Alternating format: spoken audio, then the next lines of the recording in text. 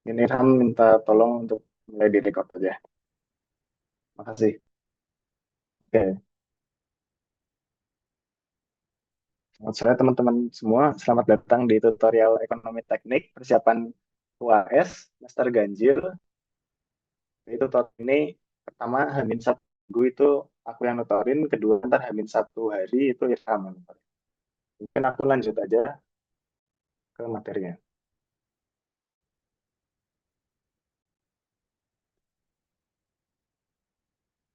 Jadi pembahasan pertama setelah UTS itu ada yang namanya capital expense atau CAPEX. Jadi di capital expense ini ada dua biaya utama. Ada fixed capital atau FC. Itu adalah semua biaya yang dikeluarkan pada saat pembangunan fasilitas-fasilitas produksi dan fasilitas-fasilitas pendukung suatu pabrik. Yang kedua itu ada WC atau working capital. Itu adalah biaya-biaya yang diperlukan pada awal beroperasinya pabrik. Jadi biaya ini itu diperlukan untuk startup pabrik dan pembiayaan beberapa bulan pertama dari operasi sebelum pendapatan dari pabrik mulai diperoleh. Jadi kan seperti yang kita tahu, pabrik itu kan dibangun dulu awalnya. Nah, awalnya peralatan-peralatan itu kita keluarkan modalnya atau cash atau dananya itu dari ini, fixed capital. Lalu untuk mengoperasikan pertama kali, kayak misalkan kita beli bahan baku dan lain-lain, itu kan kita belum punya dana. Nah, itu dibiayai oleh yang WC ini atau working capital. Dan biasanya FC dan WC ini atau capital expense itu keluarnya di awal periode aja. Jadi nggak ada setiap tahunnya kayak di cash flow gitu ya. Cuma ada di tahun ke nol atau biaya investasi awal. Nah, di total dari FC dan WC itu kita sebut sebagai TC atau total capital. Yang dimana itu adalah penjumlahan dari fixed capital atau FC ditambah dengan working capital atau TC, WC. Oke. Nah, terus berdasarkan data dari di PPT Pak Panut dan juga Pak Rohim, itu ada dari total kapital atau TC. Dan working capital itu biasanya cuma 10-15% dari fixed capital atau FC. Kenapa? Karena biaya fixed capital itu kan untuk beri peralatan kayak reaktor, terus kita beli pompa, beli kompresor, beli tangki, dan lain-lain itu biayanya jauh lebih mahal. Bahkan bisa 10-15 kali lipat kan. Jadi working capital. Working capital kan berarti beli bahan baku untuk awal operasi pabrik kayak biaya listrik, biaya gaji karyawan awal-awal. Karena kita belum menghasilkan pendapatan pabrik tersebut. Gitu. Masih tahun ke nol gitu, atau awal-awal banget.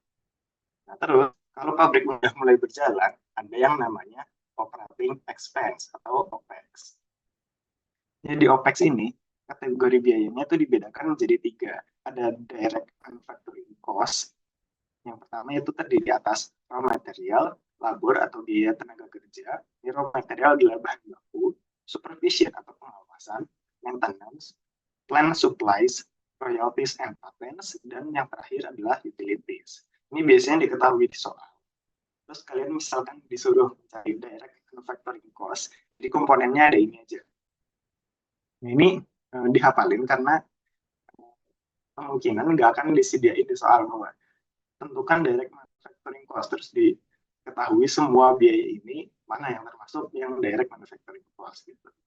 Jadi sini aku ngerangkum aja bahwa yang direct manufacturing cost ada.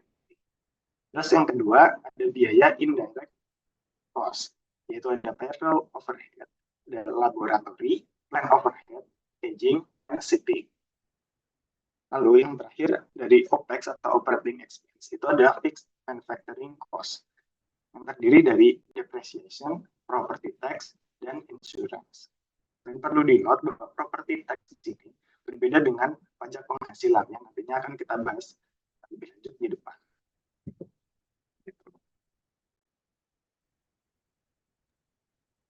Berikutnya adalah depresiasi. Ini materi yang penting juga di dalam ekonomi teknik adalah depresiasi. Jadi apa itu depresiasi? Depresiasi adalah pengurangan nilai aset seiring waktu dan usia pakai. Depresiasi bukanlah aliran uang atau bukan cash flow bentuknya. Namun, nanti mempengaruhi pajak pendapatan. Secara umum, suatu aset bisa didepresiasi jika A. Digunakan dalam bisnis atau dipakai untuk menghasilkan suatu pendapatan. B. Harus memiliki useful life yang lebih dari 1 tahun. C. Sesuatu yang dapat usang, rusak, dan berkurang nilainya secara alami. Dan yang D. Bukan merupakan inventaris, saham, atau aset investasi. Jadi sini aku ada beberapa contoh di depresiasi. Itu ada mesin, kendaraan, peralatan, bangunan, paten, copyright, dan franchise. Mungkin aku mau tanya aja nih ke teman-teman, kalau udah paham aset yang bisa didepresiasi. Dan aku mau tanya, misalkan pabrik itu dibangun di atas tanah 20 hektar, apakah tanah termasuk aset yang dapat didepresiasi? Kalau aku tanya ke Faik Fadli,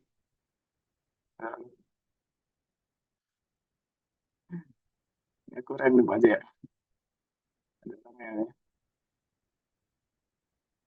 Atau ke Golit. Bikin mini quiz aja biar interaktif ya guys ya. Ada yang mau jawab nggak? Naik bel. Gimana? Tanah naik bel harganya. Jadi nggak bisa. Wah, betul sekali. Jadi tanah itu bukan aset yang bisa diapresiasi ya teman-teman. Karena tanah itu tidak memiliki useful life yang bisa tahun. Jadi dia sebenarnya useful life-nya tak terhingga gitu. Terus juga tidak dapat rusak atau usang dan berkurang nilainya karena harus berkurang. Sedangkan tanah tadi kategori adalah nilainya terus meningkat gitu. Jadi benar ya jawabannya. Jadi yang bisa didepresiasi mungkin kalau peralatan lebih spesifik kayak heat exchanger, reaktor, tangki pengaduk dan lain-lain itu kan berarti masuk ke mesin dalam pabrik ya, itu bisa didepresiasi. Next. Nah, jadi ada beberapa metode untuk bisa menghitung nilai depresiasi suatu aset. Yang pertama ada straight line method atau SL method, kedua ada declining balance method, yang ketiga ada sum of the years digit atau SYD method, yang keempat DB method which switch over to SL method. DB ini adalah declining balance dan switch over keempat berpindah ke SL method atau straight line method. Keempat ada yang kelima ada unit of production depreciation, terus ada accelerated cost recovery system depreciation, dan yang terakhir ada sinking fund. Dan ini menurutku nggak perlu dihafalin semua. Tapi mungkin yang penting tanya aja kayak SL method ini metode yang paling simpel dan biasanya kalau keluar mungkin yang SL method aja ya. Dan mungkin DB sama SJD itu bisa aja keluar di UAS gitu. Dan itu dihafalin rumusnya karena itu nggak ada di soal rumusnya. Itu tergantung dosennya juga sih. Oke. Jadi sini aku mau ngedefinisiin simbol depresiasi yang aku pakai. Yang itu pertama ada B, itu cost basis atau biaya awal dari aset yang dimana itu termasuk pajak, pengiriman, dan lain-lain. Jadi B itu misalkan kita beli heat exchanger harganya $100.000. Itu masuk ke dalam B. Terus N adalah umur kira masa manfaat aset dalam tahun. Misalkan heat exchanger tersebut secara teknis itu bisa beroperasi dan digantikan selama 10 tahun. DK adalah nilai depresiasi pada tahun atau pada suatu periode tertentu. Misalkan D pada D1 depresiasi pada tahun pertama, D2 depresiasi pada tahun kedua, dan seterusnya. Terus DK star ini adalah nilai kumulatif atau total depresiasi pada tahun ke-K. Jadi misalkan pada tahun kelima ada bintangnya, itu artinya penjumlahan dari nilai D K pada setiap periode. Jadi depresiasi tahun pertama, kedua, ketiga, sampai ke tahun kelima. Gitu. Misalkan tahunnya sampai 5. Gitu. Terus selanjutnya adalah BVK. Ini adalah nilai buku atau book value. Artinya biaya awal atau B ini dikurangi dengan total depresiasi pada tahun ke-K. Jadi misalkan tadi tahun kelima, berarti misalkan tadi $100.000 dikurangi sama total depresiasinya. Misalkan depresiasinya $50.000, berarti tinggal $50.000 book value pada tahun kelima. Selanjutnya ada SVN. Ini adalah nilai salvage value aset pada tahun ke Nilai salvage value itu apa? Jadi nilai salvage value itu nilai rongsokan atau nilai second istilahnya dari aset yang kita miliki. Misalkan reaktor kita setelah 10 tahun dipakai di pabrik kita jual rongsokannya. Kita nilainya kan pasti berkurang, kan? Berkurang jauh gitu. Itulah nilai salvage value yang dimaksud. Oke, lanjut. Jadi di sini aku membahas tentang straight line method atau SL method, depresiasi, dan untuk lebih detail perhitungan kayak declining balance, SYD, dan metode-metode lainnya kalian bisa pelajari sendiri, karena itu kurang lebih sama gitu. Ya, contohin satu aja. Jadi rumus dari SL method itu DK atau depresiasi pada tahun ke sama dengan B nilai buku atau nilai awal dikurangi salvage value-nya dibagi dengan total periode. Lalu ada book value pada tahun ke adalah nilai bukunya dikurangi depresiasi kumulatif atau depresiasi kumulatif ini sama dengan A dikali DK. DK kan tahun berapa? Ini 5 tahun depresiasinya konstan kan. Misalkan 10.000 per tahun, jadi 5 kali 10.000. Atau mungkin biar lebih jelas kita langsung aja ke contohnya. Jadi di sini ada sebuah gergaji listrik baru seharga 4 juta rupiah. Memiliki usia pakai yaitu 10 tahun. Perkirakan nilai salvage value pada tahun ke-10 adalah 0. Atau tidak ada salvage value. Hitunglah nilai depresiasi tahunan dan nilai buku per tahun peralatan tersebut. Gunakan straight line method. Biasanya ini secara eksplisit dituliskan pada soal. Kalian harus menggunakan metode apa? Nah, setiap metode itu perhitungannya berbeda-beda. Karena di sini pakai SL method, kita langsung aja tulis gimana cara penyelesaian. Pertama kita tahu bahwa gaji listrik yang dibeli harganya 4 juta rupiah. Berarti itu masuk ke dalam B. Di sini B itu adalah 4 juta rupiah. Biar aku cepat langsung ada 4 gitu. Ini dalam juta rupiah. Gitu. Lalu usia pakainya 10 tahun. Berarti itu adalah N. Adalah 10 tahun. Lalu nilai depresiasi, nilai salvage value pada tahun ke-10 adalah 0. Berarti cash V-nya adalah 0. Maka nilai depresiasi tahun ke-K atau depresiasinya aja, karena setiap tahun pada straight line method itu nilai depresiasinya sama. Berarti adalah B dikurangi SV dibagi dengan N.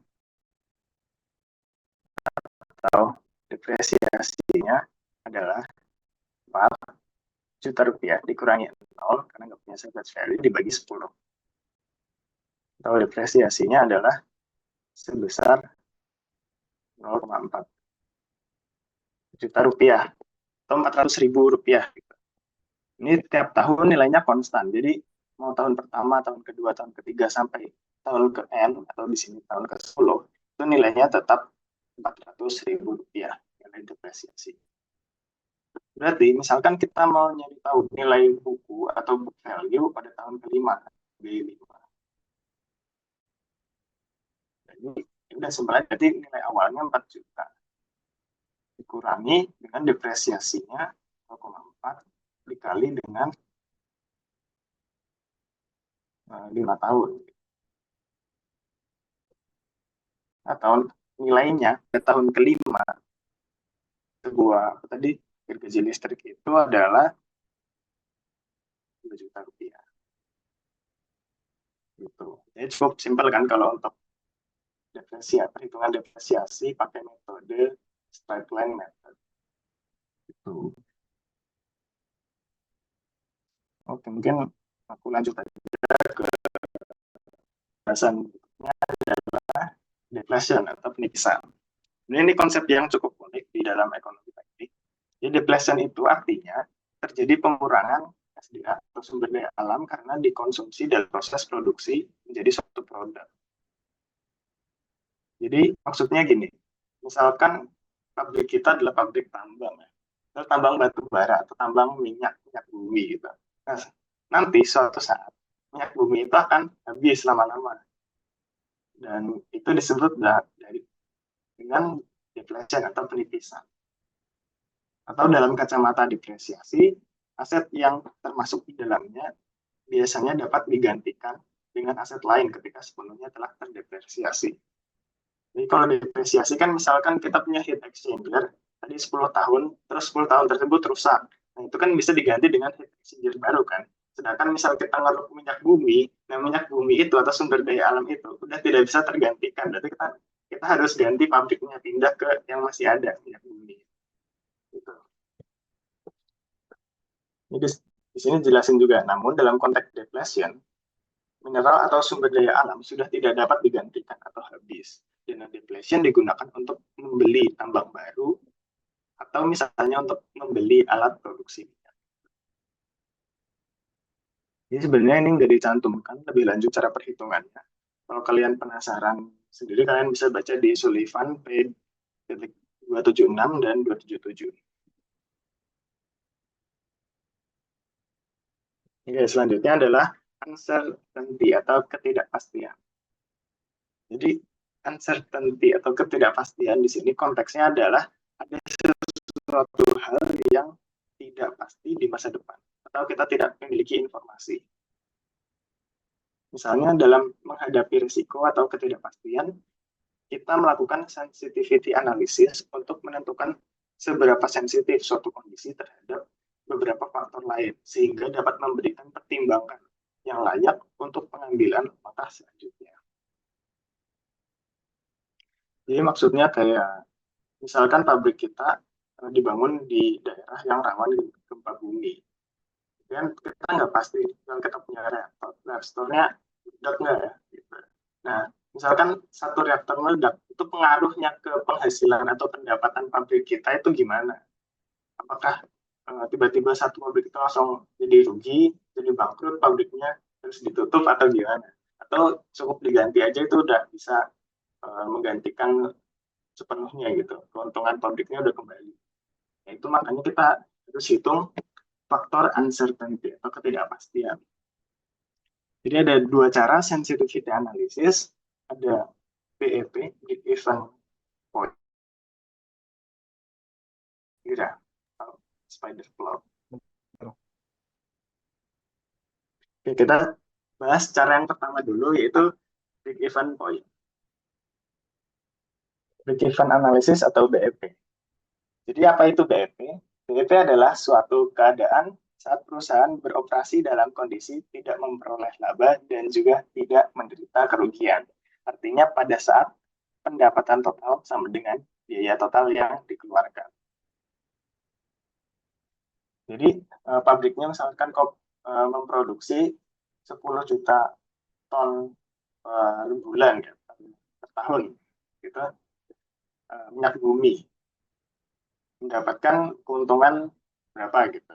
Nah, itu sama dengan dia juga biaya operasi buat menjalankan pabrik selama setahun itu ya segitu, sama dengan keuntungannya. Jadi itu titik BEP atau break even point.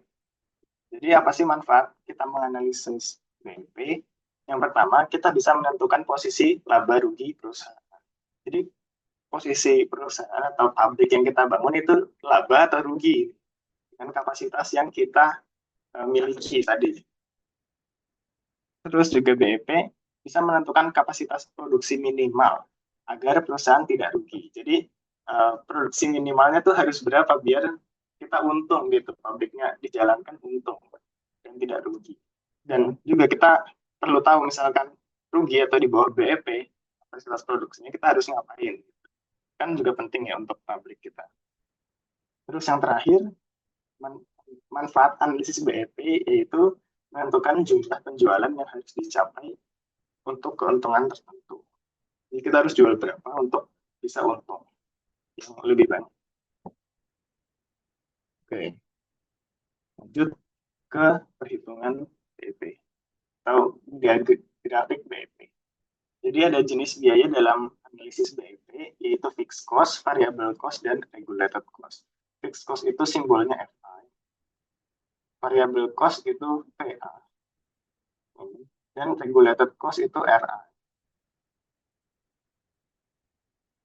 Di sini ada grafik BEP, break-even point, yang ke atas atau sumbu Y, sumbu vertikalnya, itu adalah rupiah. Misalkan kita ambilnya periodenya per tahun.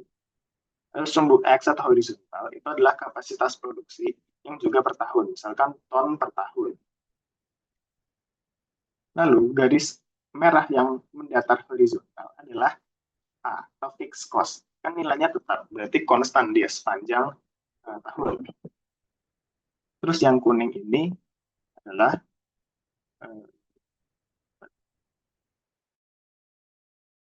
variable cost. Dan yang hijau ini adalah atau regulated cost. Terus garis yang paling panjang dan ke atas ini adalah SA atau sales. Jadi total penjualan pabrik kita ya. Kita jual produk yang kita hasilkan itu nilainya berapa itu di SA. Terus BEP-nya di mana? Jadi BEP kan bisa dicari pakai rumus ini. Dan SDP itu ini. Dengan Z adalah laju produksi ton per tahun dan SDP adalah shutdown point. Jadi BEP itu ketika kita nggak untung juga nggak rugi kan. Jadi semua biaya, ini kan fixed cost, variable cost, dan regulated cost itu termasuk ke dalam biaya. Jadi sama dengan penjualan total tahunan. Itu di sini kan totalnya.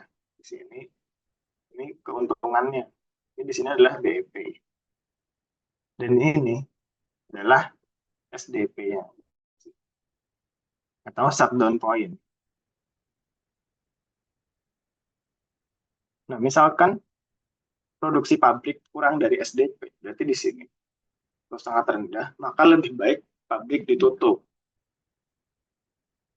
Jadi ini ada kasus misalkan suatu pabrik, terus karena keadaan ekonomi sedang tidak baik kayak COVID gitu, kapasitasnya harus diturunkan di bawah BEP-nya, tapi masih di atas SDP-nya. Terus pabriknya harus melakukan apa? Nah itu menurut Pak Budianto, pas itu aku belajar Pak Budianto, itu harus pabriknya jangan dijual karena masih di atas titik SDP dan di bawah titik BEP, masih di tengah-tengah sini kan. Kalau di atas ini kan berarti kita lanjutkan produksi karena untung. Tapi kalau di tengah-tengah sini kita apa ya karyawan atau suruh WFH karyawannya, tapi pabriknya tidak beroperasi, tapi jangan dijual. Tapi misalkan udah parah banget, kayak kurang dari SDP, itu pabriknya harus ditutup karena udah rugi banget. Gitu.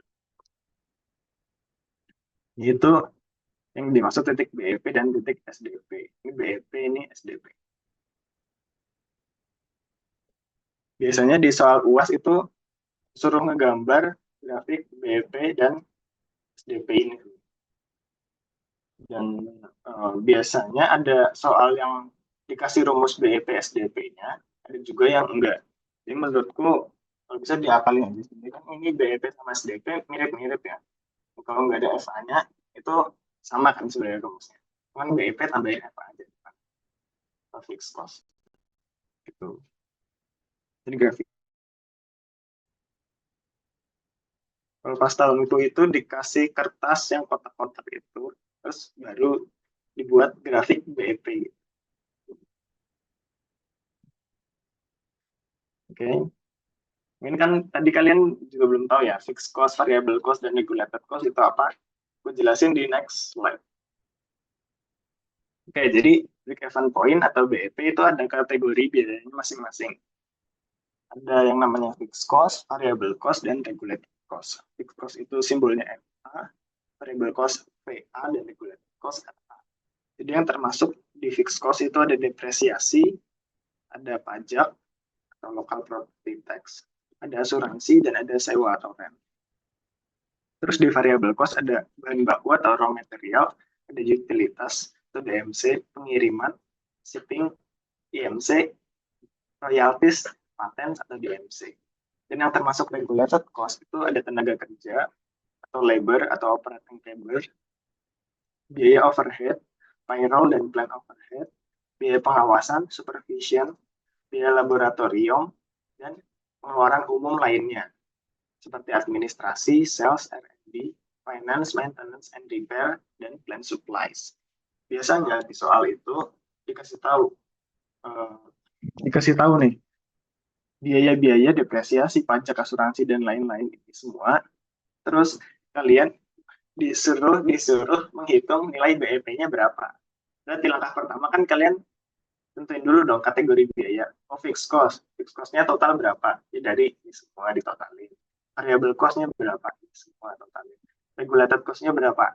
Ini semua ditotalin. Baru habis itu kalian masukin ke rumus yang BEP atau SDP ini. Gitu. Terus baru gambar deh grafiknya. Udah deh selesai soalnya. Gitu. Kira-kira algoritma kasarnya kayak gitu ya. Kalau mengerjakan soal break-even analisis. Nanti juga kita bahas.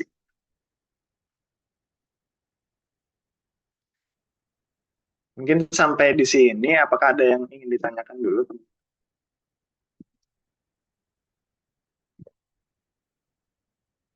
Di analisa BEP, terus ada tadi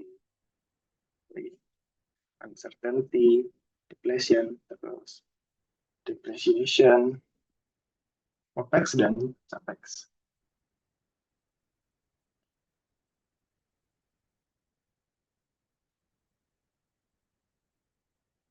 Nah, kalau mau tanya bisa langsung open mic atau chat aja nggak apa.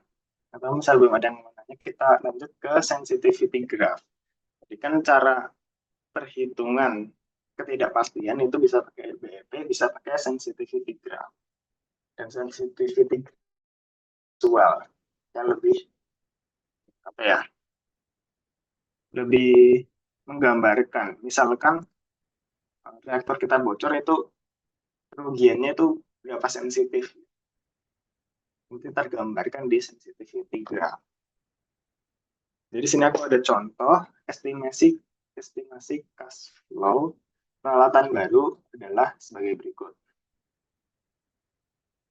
Capital investment atau I itu 11.500, revenue-nya 5.000 per tahun, expense-nya pengeluarannya 2.000 per tahun, dan market value-nya total face value-nya 1.000, dan useful life-nya digunakan selama 6 tahun.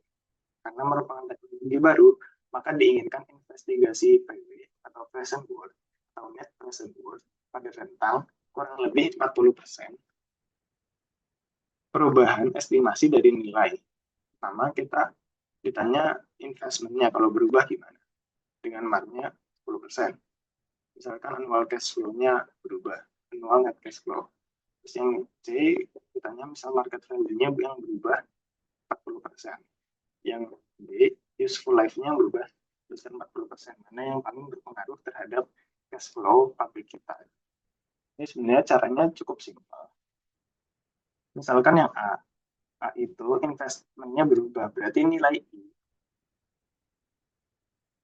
Nilai I itu kita rubah 40% ke atas atau plus 40% dan ke bawah 40%. Jadi 1 plus minus. Jadi 40% atau 0,4. Nah, nanti nilainya kan ketemu. Ada yang plus 40%, ada yang minus 40%. Atau yang minus 40%.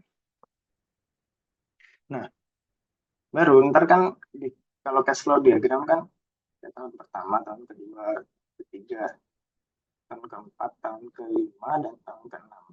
6 tahun. Ini kan ada investment. Nah, ini kan I. Nah, ntar dia itu bisa berubah 40% ke atas. Bisa naik gitu. Atau bisa malah bawah. Tergantung dari 40% tadi yang kita hitung. Terus sisanya, udah deh, ikutin aja cash flow. Jadi kan total annual cash flow-nya revenue dikurangi expenses. Itu kan 3.000 kan. Ini dari pertama, ikutin aja. Nah, nanti dari cash flow ini, kalian hitung nilai PW-nya. Ini kan yang disuruh cari PW. atau present worth-nya.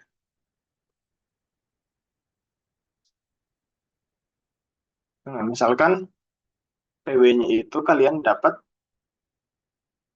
lebih tinggi deh, 3 berapa, atau PW-nya bisa ada 2 berapa. Itu baru ntar di spider plot, itu kayak gini.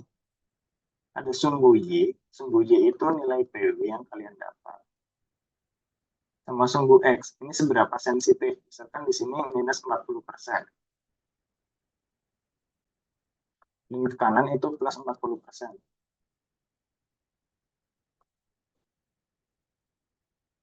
Nah, tadi investmentnya kalau kalian ubah-ubah, ternyata PW-nya didapat di sini. Pas plus 40%, PW-nya itu di sini. Kalian tinggal gabungin aja ke sini. Jadi ini untuk yang I. Ini udah deh. Misalkan untuk yang annual cash flow yang B. Jadi misalkan grafiknya gini, contoh aja. Sebagai yang realnya kalian bisa hitung. Ini gambaran kasarnya kira-kira gini. Ini untuk annual cash flow-nya. Annual cash flow-nya yang berubah.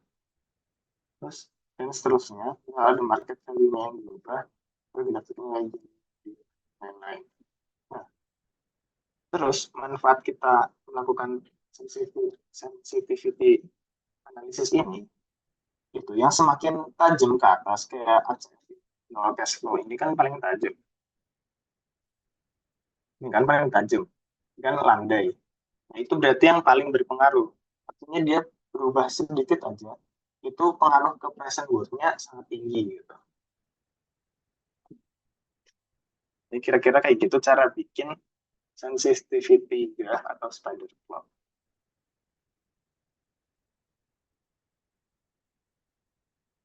Mungkin lanjut aja. Lanjut ke kita akan membahas soal ganjil 2223 nomor 1 dan 2. Ini pembahasannya itu ada di Excel. Mungkin sebelum kita lanjut ke langsung ke contoh soal, ada yang mau ditanyakan dulu dari teman-teman atau gimana?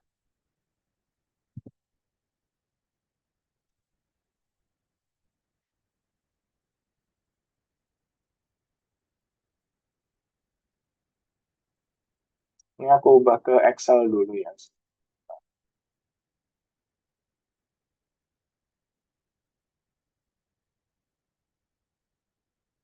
Oke, jadi ini aku udah di Excel. Mau insert dulu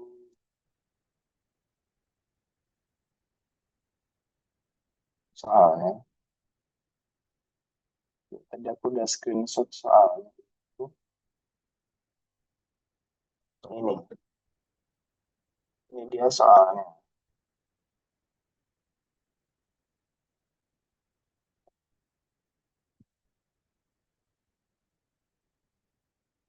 Ini adalah soal UAS ganjil tahun 2223 nomor 1.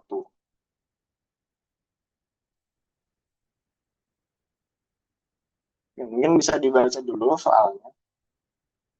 Dan soal UAS ekotek itu emang cenderung panjang-panjang. Jadi kalian perlu paham dan mendalam cara ngerjainnya dan supaya nggak, wah ini maksudnya apa, ini maksudnya apa gitu. Tapi tetap bisa memahami soal dan mengerjakan UASnya. Ya, aku bakal menjelasin nanti ngerjainnya pelan-pelan dan Excel-nya ini dari awal banget dari nol. Dan juga aku pakai Excel ini supaya perhitungannya lebih cepat aja karena aku mau fokusin ke algoritma pengerjaannya gimana dibanding tentang perhitungan kalkulatornya gimana.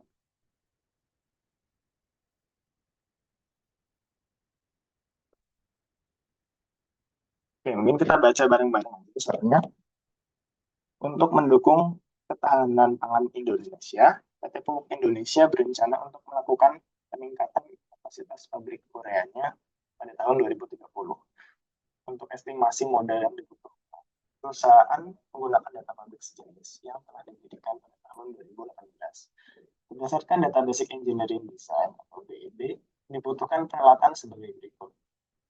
Ini ditampilkan main equipment untuk penyederhanaan. Jadi alatnya ada reaktor, ada heat exchanger, ada furnace, ada tangki penyimpanan, ada pompa. Dan juga ada spesifikasi dan lain-lain di tabelnya. Oke, kita lanjut ke bawah. Apabila diketahui check index pada tahun 2018 dan 2030 berturut-turut adalah 500 dan 670, serta tabel rasio faktor delivered equipment pada lampiran, tentukan A, tentukan fixed capital dan working capital dari rencana investasi di atas. Dijelaskan perbedaan working capital dengan manufacturing cost atau biaya produksi. Berikan ilustrasi contohnya. C, hitunglah faktor lang dari rencana investasi tersebut. Berikan pendapat saudara terhadap nilai faktor lang yang hanya didapat dengan standar yang ada. Kita jawab yang A dulu. Berapa fixed capital dan working capital kalau soalnya kayak gini? Pertama, kita itu harus olah dulu data dalam soal. Jadi di sini aku buat aja yang namanya tabel perhitungan harga proses.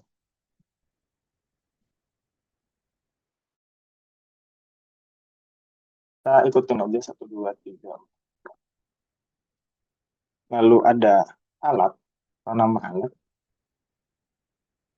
Itu ada reaktor, heat exchanger, furnace, tangki penyimpanan, dan pompa.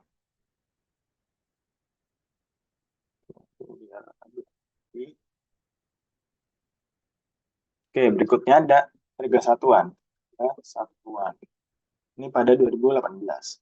Sedangkan pabriknya, tadi katanya kapasitasnya mau ditingkatkan pada tahun 2030.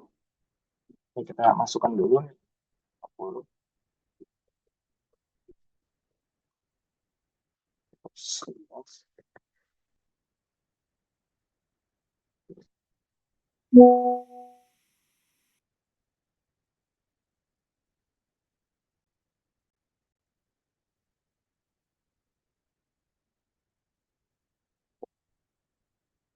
Yang terakhir pompa itu 9.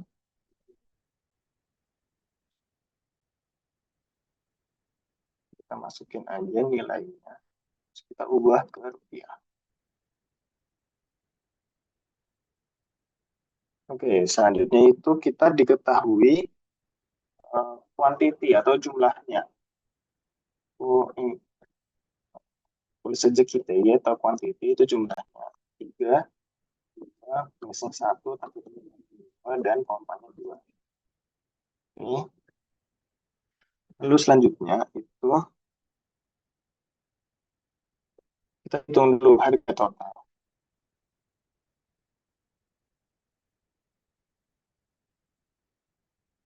Itu adalah berarti harga satuan dikali jumlah yang dibeli. Itu sama. Terus lanjut tahun beli. Tahun beli itu 2018 semua. Misalkan tahun belinya ada yang beda, itu kalian tuliskan tahunnya. Lalu selanjutnya itu kita input CEP indeksnya. Atau CEP C. Ini aku singkatannya CEP. CEP C. CEP C. CEP indeks. CEP. Oke, CEP indeks pada tahun 2018 ini kan 500. Kita masukin 500. Ini sesuai tahunnya. Ini bukan dalam rupiah. Terus selanjutnya, karena mau dibangun pada 2030, kita harus tahu nilai CEP. CEP pada tahun 2030. Ini nilai adalah 670.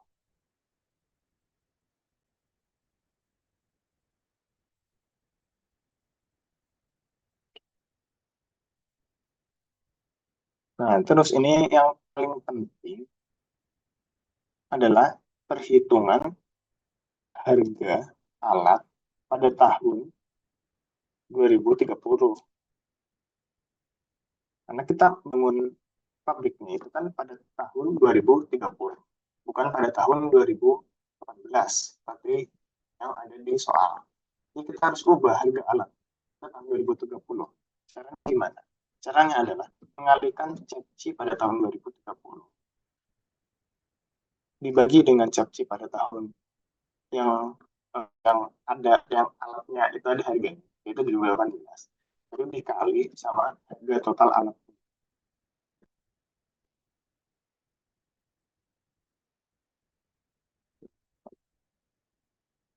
Nah, jadi segini harganya. Terus ke bawah juga sama, tinggal diklik ujung kanan bawah ini 2 kali.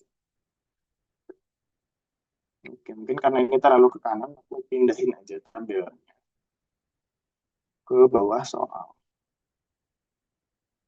Sini.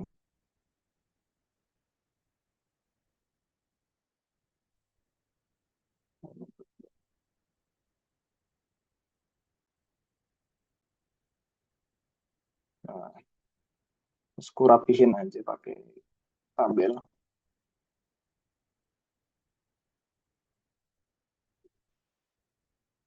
Nah, udah rapi ya. Terus langkah selanjutnya, kalau kita udah tahu data yang di soal,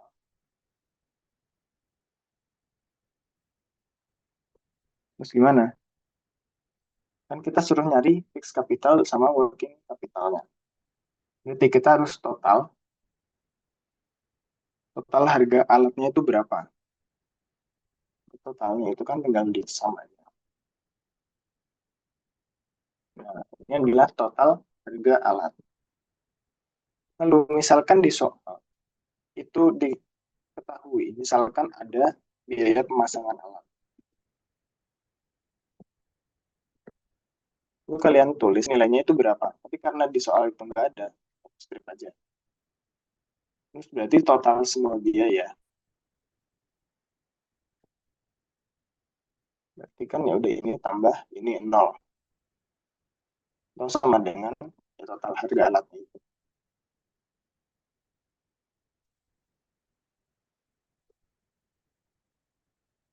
Aku bikin dulu tabelnya.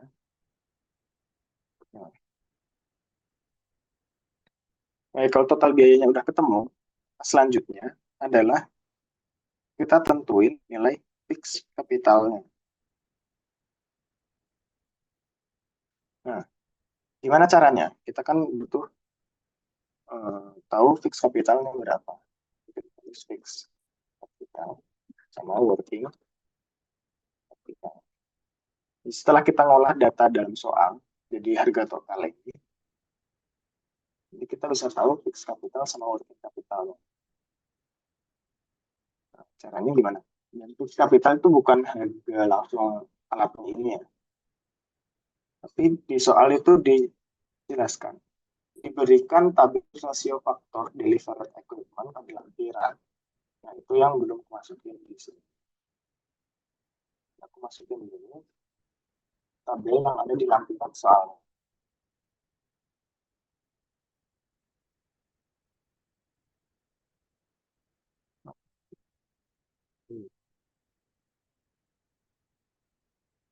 Nah, ini dilampirkan pada soal.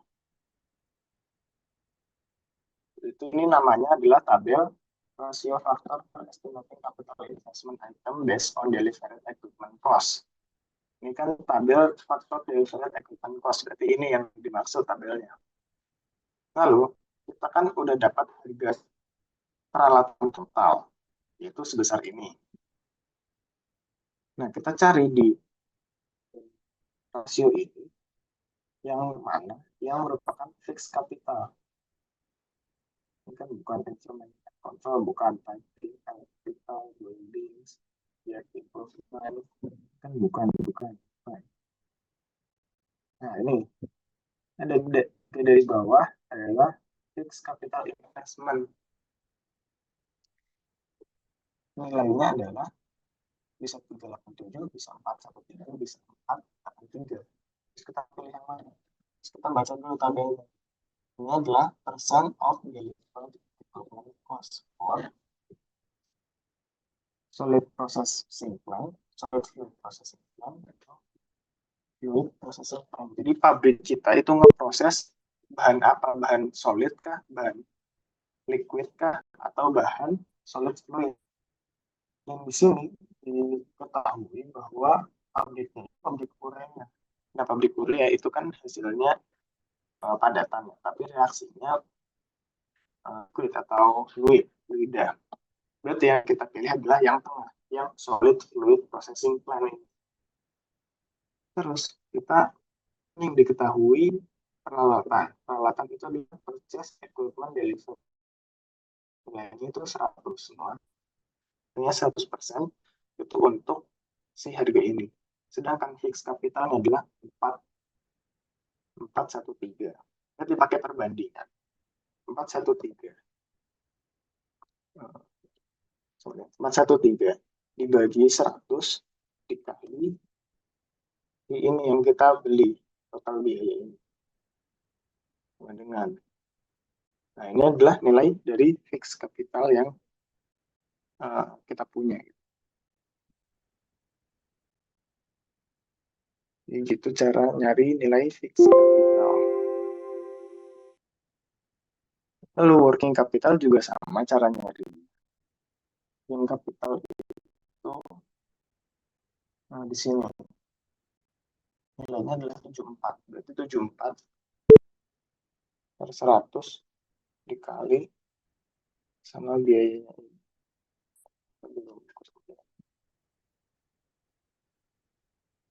Nah, udah deh dapat nilai fixed capital sama working capital.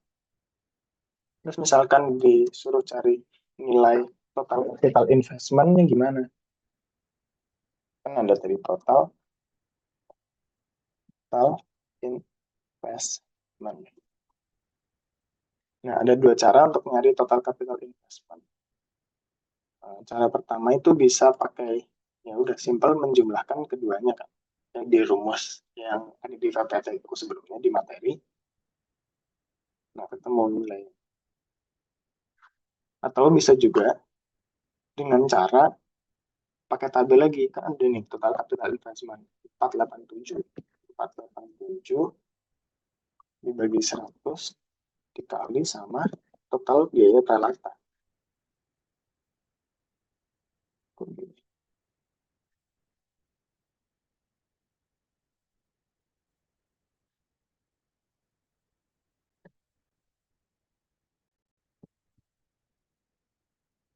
Nah, nilainya sama persis kan?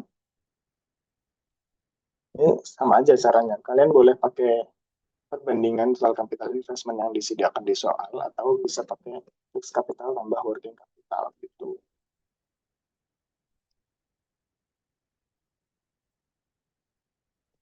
Ya, mungkin sampai sini ada yang mau ditanyakan dulu sebelum aku lanjut.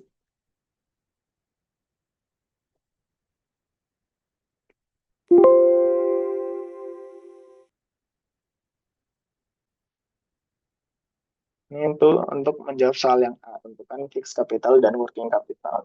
Jadi walaupun soal di ekonomi teknik itu panjang, kalau kalian tahu step-stepnya kayak kita ngolah data dulu, terus ngolah totalin, terus baru baca tabel yang disediakan atau dilampirkan di soal, dan paham yang mana bagian yang perlu diambil, terus sebenarnya ekonomi teknik relatif lebih mudah.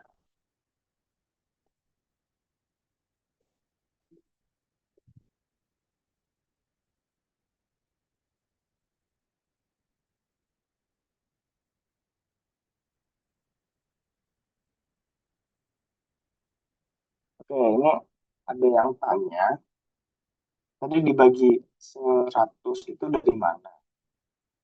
Dibagi 100 itu dari ini, purchase equipment dari source. Karena kan kita yang diketahui dari soal dan kita olah itu adalah nilai purchase equipment. Jadi harga total harga perhitungan alat proses. Jadi kita totalin harganya segini. Ini kan nilainya 100. Ingat di solid fluid processing plant. Kenapa pabrik kita pabrik urea? Kan produknya solid atau padatan dalam bentuk real itu 1 sampai 2 mm setelah ingatku. Terus sedangkan reaksinya itu dalam fase fluida, fluid. Makanya disebut solid fluid processing. Kalau solid doang kayak Oke. Nah, kalau yang flat doang kayak pabrik apa gitu. Tapi yang ini dari sini yang 100, terus fix capital dari sini 413. Jadi 413 dibagi 100 dikali sama total biaya peralatan. Ketemu fix capital. Working capital juga sama. Yang 74 ini 74 dibagi 100 dikali sama total biaya. Itu. Apakah udah jelas atau gimana?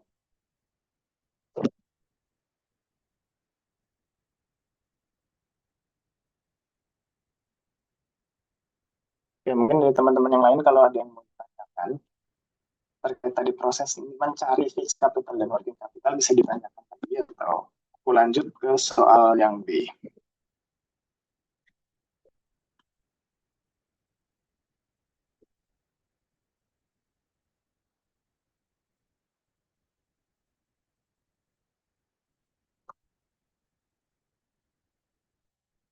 Ya, mungkin kalau belum ada yang ditanya, aku ulangi lagi algoritma perhitungan fixed capital. Kalau diketahui harga alat proses, itu kita hitung dulu, masukin datanya, reaktor, harga satuan, terus jumlah yang kita beli berapa. Ini kan harga totalnya tinggal harga satuan dikali jumlahnya kan. Terus udah kita beli kalau pakai Excel. Karena untuk UASnya, aku nggak tahu yang sekarang pakai Excel atau pakai kalkulator. Ya, kalau pakai kalkulator ya satu-satu manual. Terus tahun yang diketahui di soal ini kan 2018, berarti ini harga pada tahun 2018. Terus CAPCI ini untuk estimasi harga pada tahun 2030 itu berapa? Ini kan pabriknya dibangun pada tahun 2030. Terus kita udah tahu harga tahun 2030, kita totalin semua. Terus ini bukan fixed capital, bukan fixed capital. Terus fixed capitalnya dihitung dari tabel yang dilampirkan di soal. Pakai tabel ini cari apakah solid processing, solid fluid processing atau fluid processing. Terus kalau udah dicari yang sesuai, baru tabelnya itu bacanya. Kita mau fix capital 1,3 dibagi 100 dikali sama total biaya ini peralatannya. Tuh. Mungkin kalau belum ada yang ditanyain lagi, aku lanjut ke soal yang B. B itu adalah jelaskan perbedaan working capital dengan manufacturing cost atau biaya produksi. Kita berikan ilustrasi contohnya. Ya, untuk jawab soal ini kita balik lagi ke PowerPoint.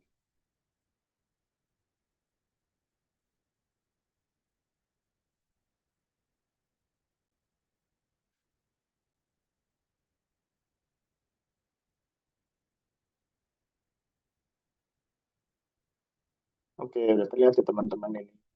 Pembahasan yang soal B.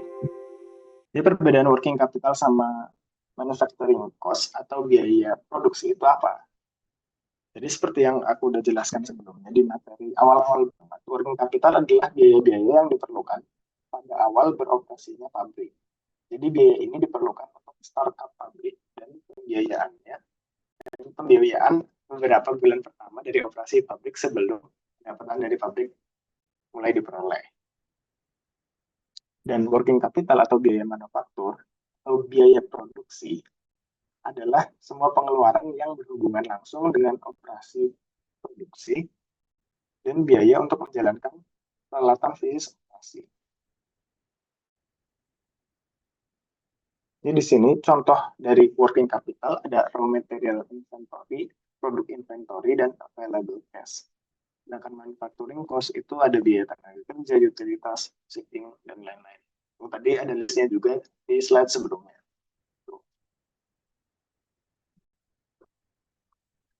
Itu perbedaan working capital sama manufacturing cost. Jadi working capital itu ya biaya awal aja.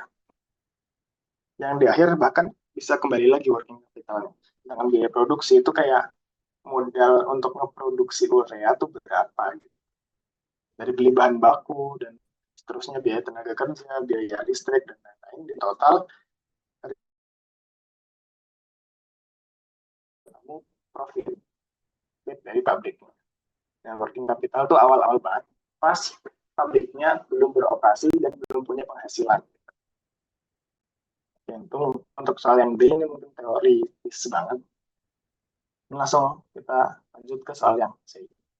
Kita balik lagi ke Excel.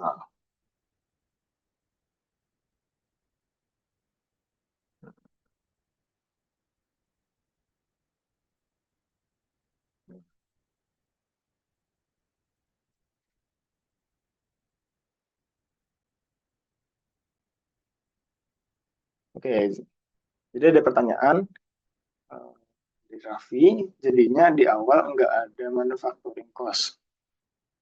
Betul. Jadi di awal itu, kalau kalian ingat cash flow diagram, itu kan ada tahun ke nol, mulainya tahun ke nol. Nah, tahun ke nol itu yang dimaksud biaya investasi itu adalah fixed capital ditambah working capital. Sedangkan cash flow selanjutnya itu adalah yang dimaksud operating cost atau OPEX itu. Jadi manufaktur biaya produksi itu.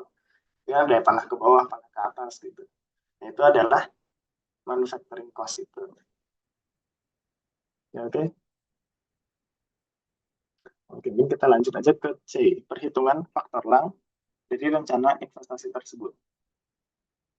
Hitunglah faktor lang dari rencana investasi tersebut. Berikan pendapat saudara terhadap nilai faktor lang yang didapat dengan standar yang ada. Ini mungkin tadi kita kasih soal A.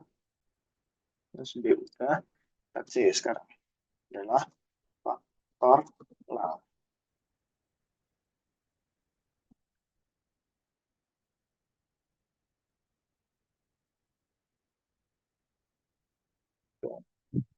Mau insert dulu rumus dari faktor lang. Karena tadi aku belum jelasin tentang faktor lang. Dan faktor lang itu apa? Aku insert dulu faktor lang. Ini dia. Nah, jadi faktor lang itu rumusnya FC sama dengan E dikali L. Nah, yang dimaksud adalah FC adalah fixed capital atau modal tetap yang dan E itu adalah harga pembelian peralatan atau purchase equipment. Yang dimaksud adalah yang ini. Ya kan ini kita beli alat. Ya ini maksud. Dan L itu adalah faktor lang. Jadi kalau L itu sama dengan FC fixed capital dibagi sama E-nya dong. Atau harga pembelian alat. Jadi kita langsung aja tulis faktor lang sama dengan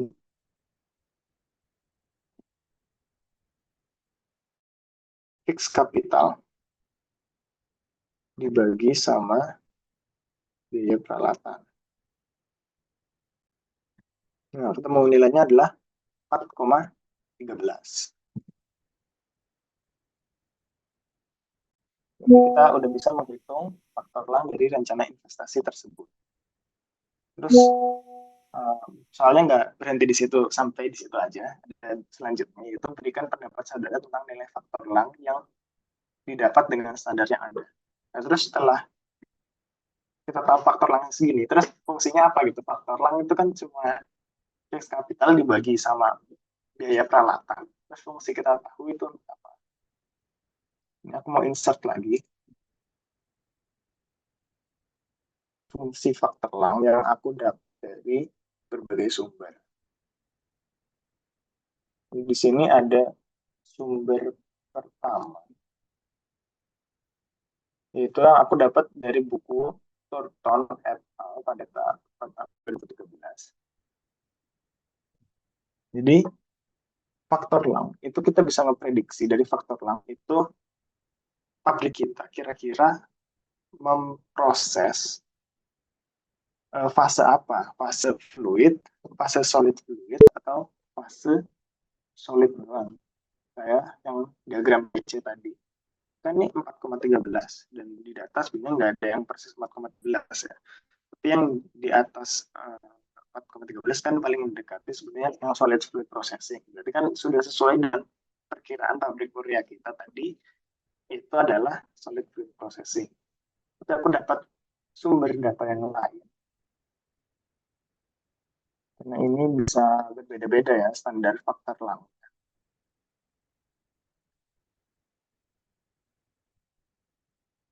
Nah, ini itu aku dapat dari PPT atau PDF kelas A deh, harusnya ada.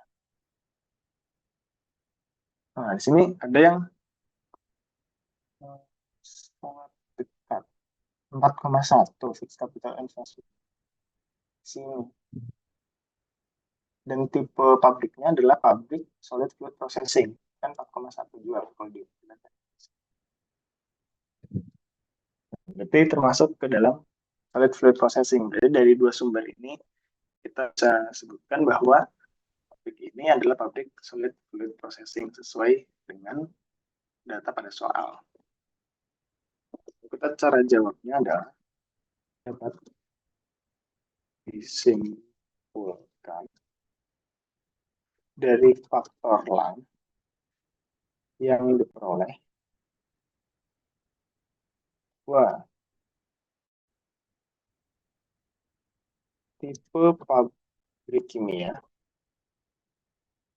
yang dibangun sudah sesuai,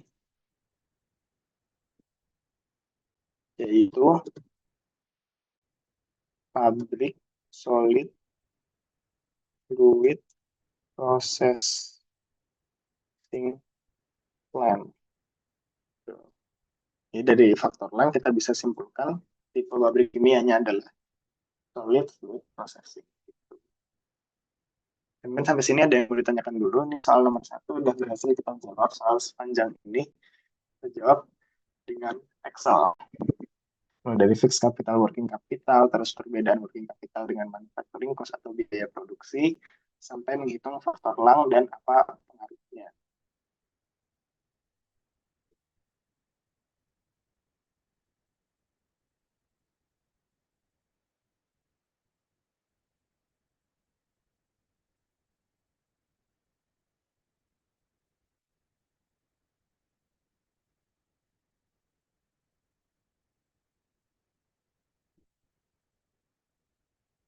Kemudian kalau belum ada pertanyaan, kita lanjut aja ke soal nomor 2 dari UAS Ekonomi.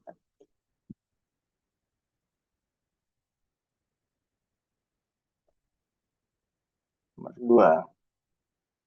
Aku insert dulu soalnya. Insert picture.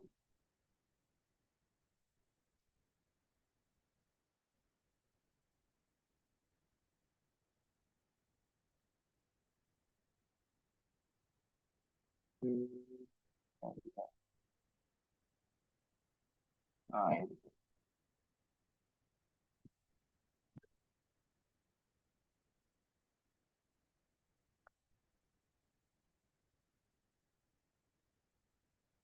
Nah, mungkin bisa dibaca dulu teman-teman soalnya.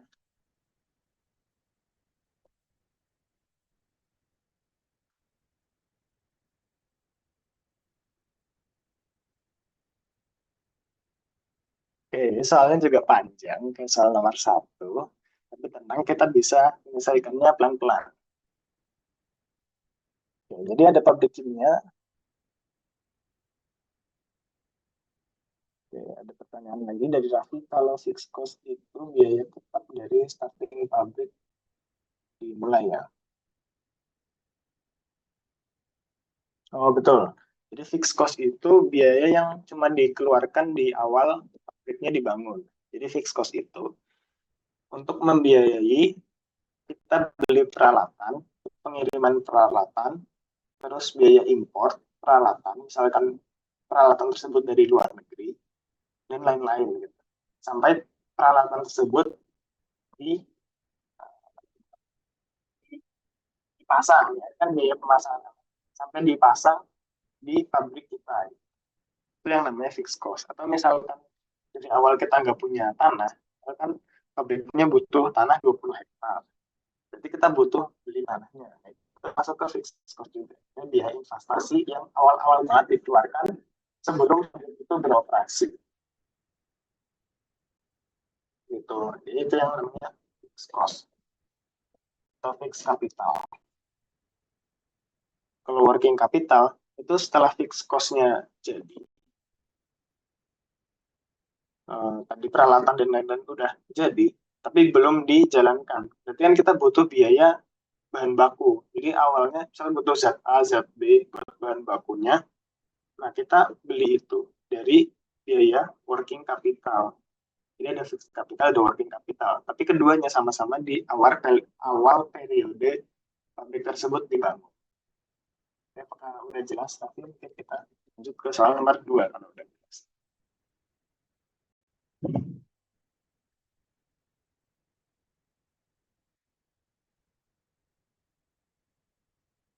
Oke, kita lanjut ke nomor 2.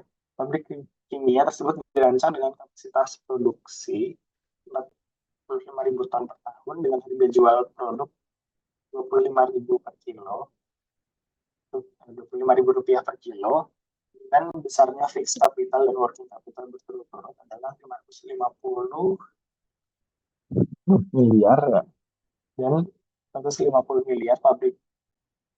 Jadi pabrik tersebut membutuhkan dua macam bahan baku yaitu zat A dan zat B. Kebutuhan zat A harga 3.600 per kilo, zat A 2.500 kilogram per jam dengan harga 7.200 rupiah per kilogram. Sedangkan kebutuhan untuk zat B 3.200 kilogram per jam dengan harga 3.600 rupiah per kilogram. Pabrik tersebut dioperasikan oleh operator yang terbagi menjadi 4 shift. Masing-masing shift terdiri dari 32 orang. Berarti kan totalnya yang kerja 32 dikali 4 shift. Nah, masing-masing shift 32 orang. Jadi, lanjut gaji operator adalah 3.500.000 per orang per bulan. Dengan biaya utilitas sebesar 28 miliar per tahun. Investor berencana untuk mengambil pinjaman di bank untuk 50% dari fixed capital yang ada. Yang ada diperkirakan sebesar 40 miliar dan pengeluaran umum sebesar 250 miliar. Apabila umur ekonomis pabrik selama 20 tahun dan depresiasi dihitung dengan SL method, berarti straight line method. Tadi kita udah bahas di materi. Nah, hitunglah biaya produksi persatuan produk dari pabrik tersebut. Dihitung POT setelah pajak dan pabrik dari pabrik tersebut. Income tax 40%. C. Investor menginginkan POT maksimal selama 2 tahun. Berikan hitungan sederhana dan kemudahan usulkan parameter atau item yang harus disesuaikan dari rencana investasi di atas. Tuliskan asumsi yang diambil dalam hitungan sederhana tersebut. Ada catatan nanti kita bahas. Ya, mungkin aku pelan-pelan dari data yang kita ketahui. Yang pertama itu di situ dijelaskan ada yang namanya kapasitas produk pabriknya. Ini aku tulis saja. Ini aku dari awal nulisinnya yaitu 45.000 ton per tahun. Jadi kita baca soal ekonomi teknik itu menurutku apa ya, satu kalimat gitu. Kalau ada satu kalimat data yang penting kita tulis dulu atau kita ingat-ingat. Ini aku tulis saja. Terus harga jualnya itu harga jual produk 25.000 per kilogram. Itu dalam currency. Ya. Terus besarnya fixed capital dan working capital. Berturut-turut ada fixed capital, ada working capital. Kita tulis aja adalah 550 33 nolnya banyak banget ya. Terus working capitalnya 56 33. Ini jadiin dalam satuan rupiah. Sampai soalnya aja nggak muat. Oke. Terus dijelaskan pabrik tersebut membutuhkan dua macam bahan baku. Dua macam bahan baku. Bahan baku itu raw material. Material atau bahan baku ya sama aja. Ada zat A. Zat A. Zat A itu butuhnya 2.500 kilogram per jam. Bukan rupiah, tapi number. Dan harga zat A itu adalah 7.200 rupiah per kilogram. Terus selain zat A, ada zat B juga. Yang dibutuhkan itu sebesar 3.200. Kalau kalian mau bareng-bareng Excel juga boleh. Excel. Nanti juga boleh. Aku jelasin pelan-pelan. Terus ada harga zat A. Kita datanya itu sesuai yang di soal. Harga zat B, sorry, 3.600 per kilo. Kita pelan-pelan gini, tidak apa-apa.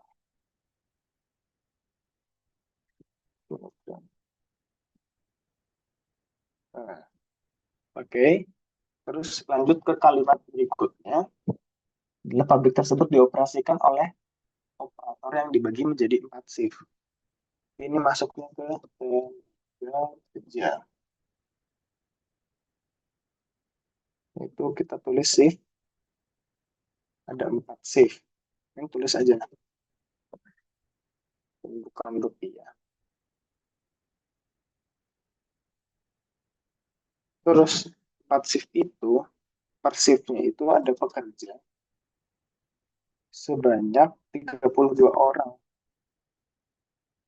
per shift.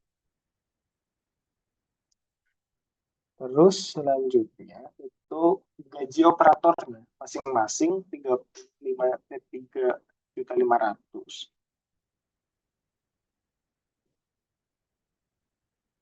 3.500.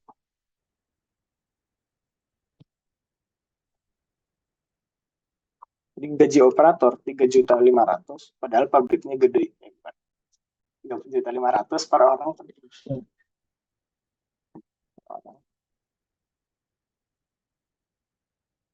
per bulan. Oke. Gaji operatornya udah. Lalu kita lanjut baca ke soalnya.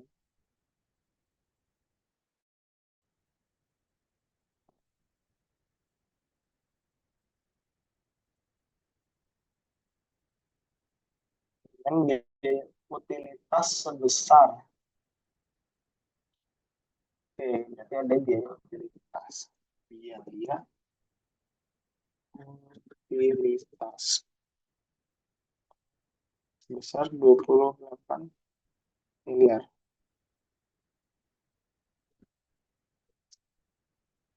per tahun.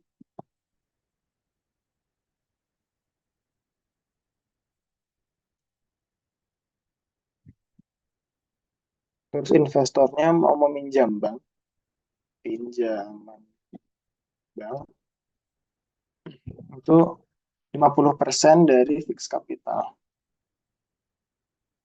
Fix capitalnya segini. Oke, terus diketahui lagi fix capital. Udah, salvage value. Ada salvage value itu sebesar 40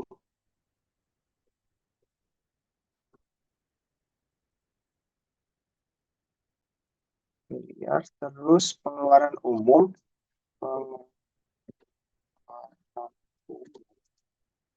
itu sebesar 150 miliar. Pengeluaran umum tuh ntar masuk ke administrasi dan lain-lain, itu pengeluaran umum ya. Terus diketahui lagi selanjutnya ada umur ekonomis.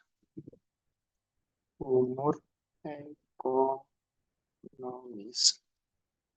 itu 20 tahun, bukan RP 20. Terus habis umur ekonomis, di paling bawah ada catatan pabrik, kerja pabrik 330 dari per tahun. Oke. Oke, jadi setelah semua data sudah kita kumpulkan, kita catat ulang. Langkah selanjutnya itu apa? Langkah selanjutnya kita olah datanya. Jadi jadi jawaban dari pertanyaan di soal. Yang A itu dihitunglah biaya produksi per satuan produk dari produk tersebut. Berarti biaya produksi itu adalah manufacturing cost. Di sini aku buat ini tabel manufacturing cost. Manufacturing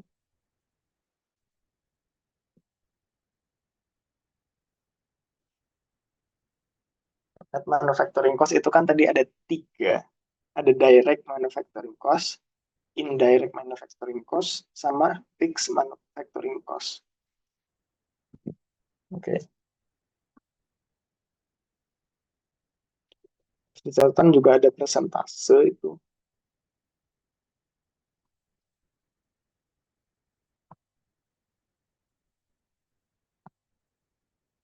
Oke, kita mulai dari yang ini dulu. Item dari manufacturing cost. Yang pertama ada direct manufacturing cost. Direct manufacturing cost itu ada raw material, ada labor, ada supervision, ada maintenance cost, ada plant supplies, ada royalties, and patent.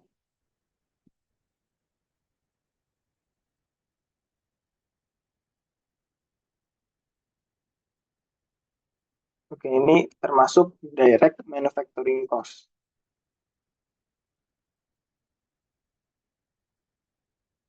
Ini dia direct manufacturing cost.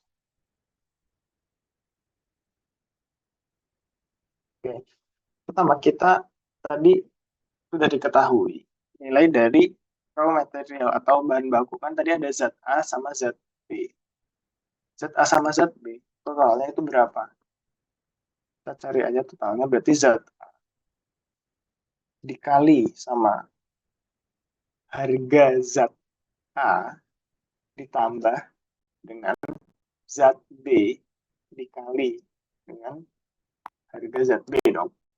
Jadi ini kan kita udah tahu nilai raw material atau bahan baku, tapi ini masih per jam. Sedangkan biasanya perhitungan kita itu dalam satuan per tahun. Berarti kita jadikan tahun. Jam dikalikan hari dulu, dikali 24. Jadi udah dalam satu hari dikalikan satu tahun. Pabriknya beroperasi selama 330 hari per tahun. Jadi dikalikan sama dengan. Nah, ini adalah nilai raw material per tahunnya. Oke. Ini biar lebih bagus, aku kasih tabel. Oke. Selanjutnya ada labor. Dari direct manufacturing cost itu ada labor. Labor itu adalah tenaga kerja. Tenaga kerja juga kita bisa peroleh nilainya dari ini. Tenaga kerja ada 4 shift dikali dengan 32 orang per shift Terus semuanya itu dikali sama gajinya. Karena gajinya masih per bulan, kita kalikan 12 karena jadiin per tahun. Nah, Nah, ini adalah biaya manufacturing cost untuk raw material dan labor baru. Terus selanjutnya adalah supervision. Supervision itu di soal ini kan ada catatannya. Pengawasan 10%. Pengawasan itu maksudnya supervision. Berarti supervision kita masukkan 10%. Nah, persen itu kan 10% itu dari apa? Nah, kalau supervision itu 10% dari labor atau tenaga kerja. Berarti rumusnya adalah 10% dikali sama labor. Terus maintenance cost itu nilainya, nih, catatan ini ada perawatan 6%. 6%. 6% itu dari apa? Bukan dari labor lagi, tapi dari fixed capital. Ini itu fixed capitalnya ini. Dikali sama 6%. Ini ketemu nilai plant supplies. Dan di soal itu cuma diketahui persen-persen doang, kayak plant supplies. Nih, plant supplies ada 15%. Tapi 15%. Nah, tapi dari apa? Kan kita nggak tahu sebenarnya. Dari maintenance gitu.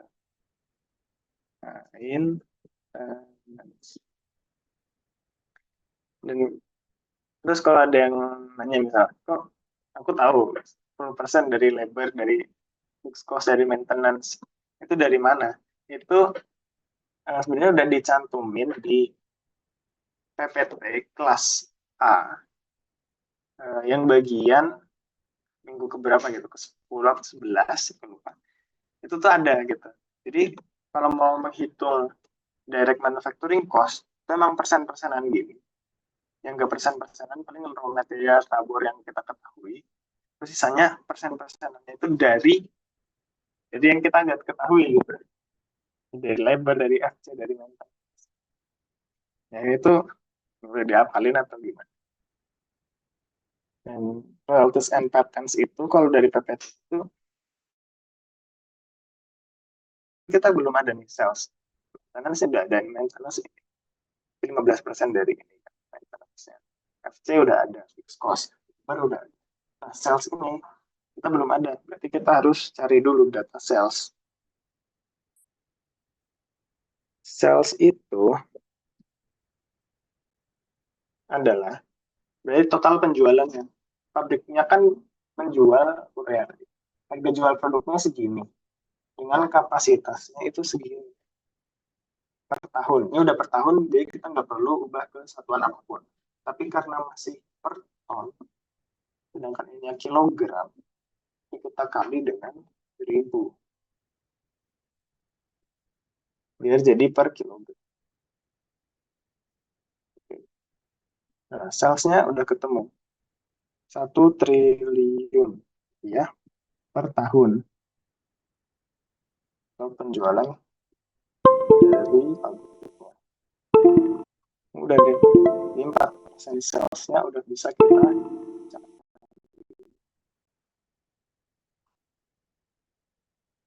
Terus ada utilitas tadi.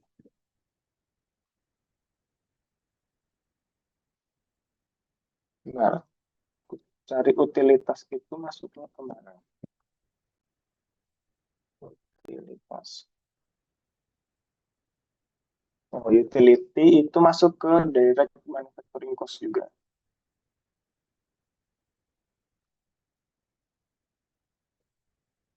Oke, jadi ini kita tambahin satu row lagi.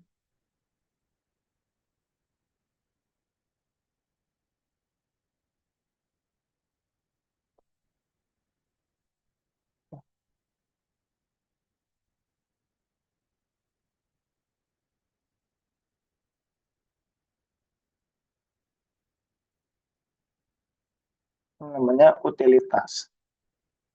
Utilitas. Kan di soal ini ada biaya utilitas. Gaji operator dengan biaya utilitas besar 20 tahun. Oke, karena udah diketahui di soal, berarti kita langsung masukin aja tanpa perlu cari pakai persen-persen. Oke, kalau udah ketemu, berarti kita udah bisa mencari yang namanya direct manufacturing cost atau DMC. Kita paling aja deh. Sum. Oke. Inilah direct manufacturing cost. Tapi ingat, manufacturing cost itu sumbernya itu ada tiga, ada yang direct manufacturing cost, indirect, sama yang fix.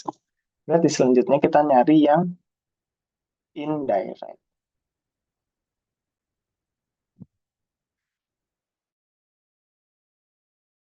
Ada payroll, overhead, laboratory, sama plan overhead.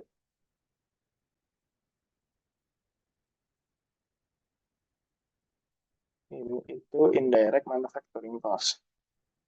Indirect manufacturing cost.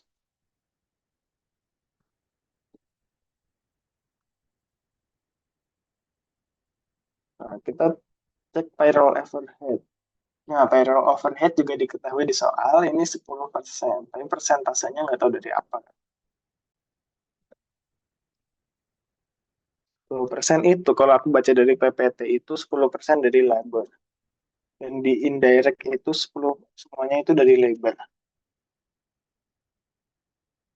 Terus laboratori dicek di soal, laboratori itu 10%. Dan plan overhead ini biasanya paling besar. Nah, plan overhead 50%. Terus tinggal dikalikan aja kayak tadi. Ini dikalikan dengan labor. Juga sama.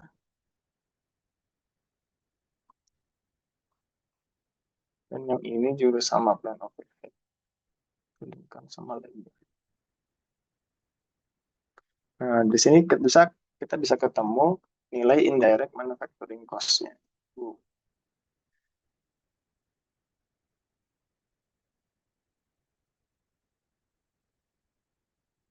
Oke, ini nilai indirect manufacturing cost.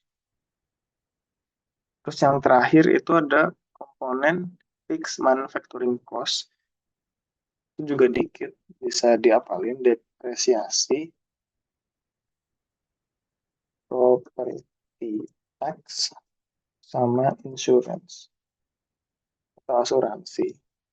Ini adalah nilai dari fixed manufacturing cost.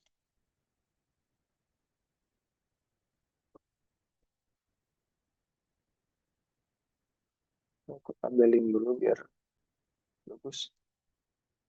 Ya, depresiasinya apakah diketahui di catatan?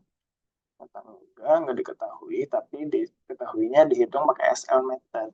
Jadi kita harus hitung dulu. Depresiasi pakai SL method. Tadi SL method, nilai bukunya dikurangi dengan nilai salvage value-nya dibagi dengan nilai ekonomis pabrik.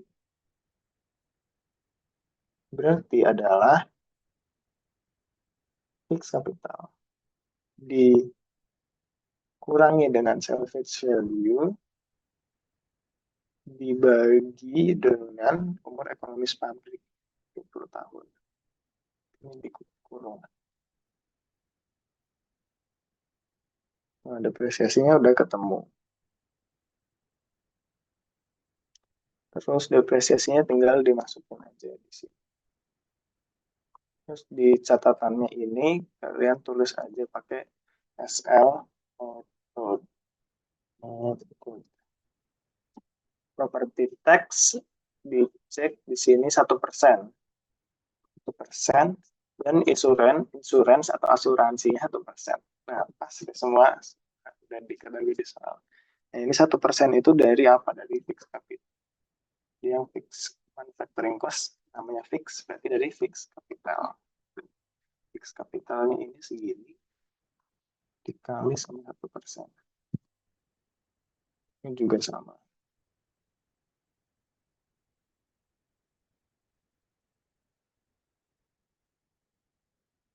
Oke, fixed manufacturing cost berarti bisa di total itu segini nilainya.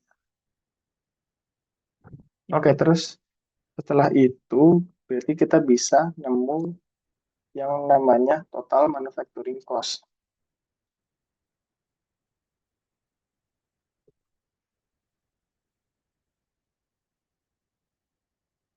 Nah, total manufacturing cost berarti total biaya dari direct manufacturing cost tambah indirect manufacturing cost tambah fixed manufacturing cost. Nah, ketemu deh udah ini nilai dari total manufacturing cost-nya. Dan kita cek ke soal lagi, yang di soal itu disuruh mencari nilai biaya produksi. Biaya produksi itu manufacturing cost atau biaya manufaktur sama aja per satuan produk dari pabrik tersebut. Jadi per satuan produknya. Ini kita belum selesai. Ada satu step lagi. Jadi kita jawab soal A. Biaya produksi per satuan produk. Jadi kita mau tahu biaya produksi per satu produk itu berapa harganya. Berarti tinggal total manufacturing cost itu dibagi sama kapasitas produknya dong. Ini kan berapa rupiah per ton atau per kilogram. Ini berarti manufacturing cost dibagi sama kapasitasnya. Nah, jadi kapasitasnya masih dalam ton, dan kilogram kita bagi sama 1000. Nah, dapatkan nilai 8.687 rupiah per kilogram produk. Nah, jadi itu deh. Jadi di sini sebenarnya udah kelihatan kan, kita jualan produknya itu artinya 25.000 per kilo. Sedangkan biaya produksi atau manufakturnya cuma 8.687 rupiah. Nah, itu soal nomor A sudah terjawab. Masih ada soal B sama C. Mungkin sampai sini ada yang mau ingin ditanyakan dulu sebelum kita lanjut ke soal B dan C. Oke, silahkan yang mau tanya.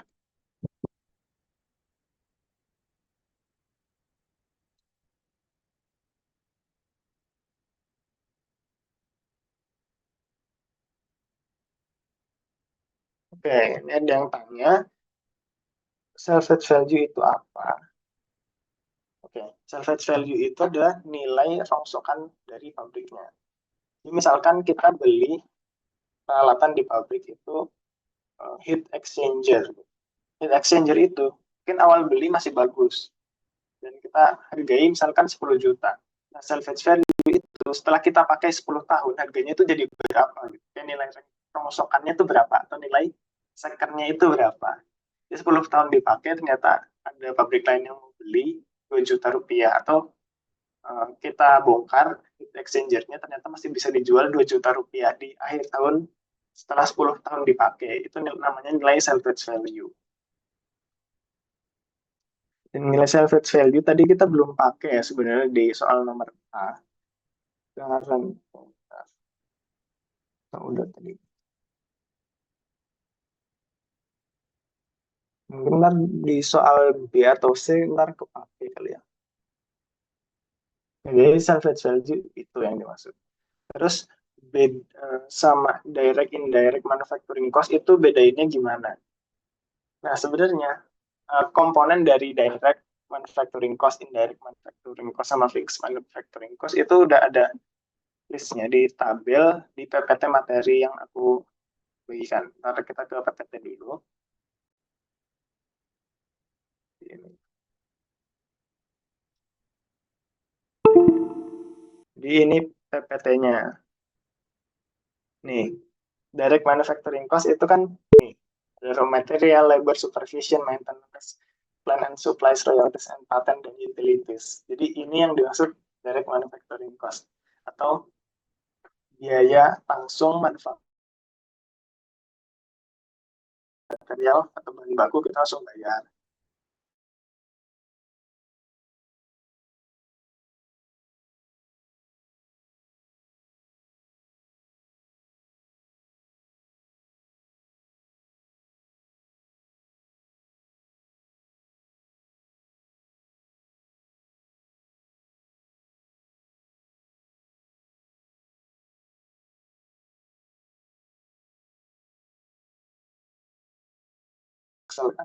Terus yang fixed manufacturing juga gitu. Jadi bedain direct indirectnya kayak gini. Atau misalkan emang nggak ditanya direct indirect sama fixnya, sebenarnya kan bisa langsung ditotalkan di total manufacturing cost.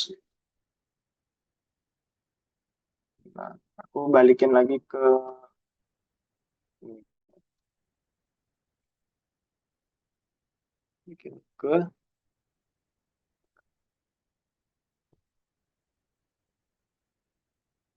jadi gitu mungkin apakah udah cukup jelas atau sih ada yang mau ditanyakan? Jadi tadi salvage value itu umur rongsokan, harga rongsokan, sama manufacturing cost komponennya ada tiga itu, direct, indirect, sama fix.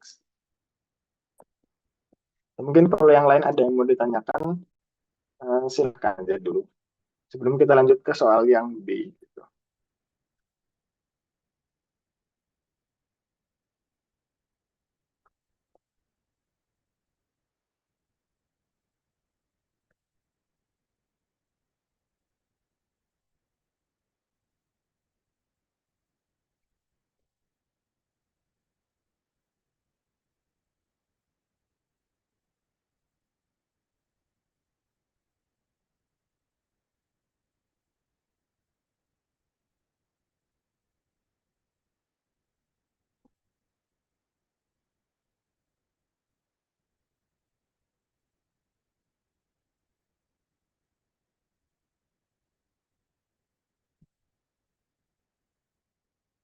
Misal belum ada yang mau ditanyakan, mungkin aku lanjut aja ke soal yang B. Atau ada yang tanya? Oke, sama-sama. Kita lanjut ke soal yang B. Hitunglah POT atau payout time setelah pajak dari pabrik tersebut dengan income tax sebesar 40%. Kita yang B.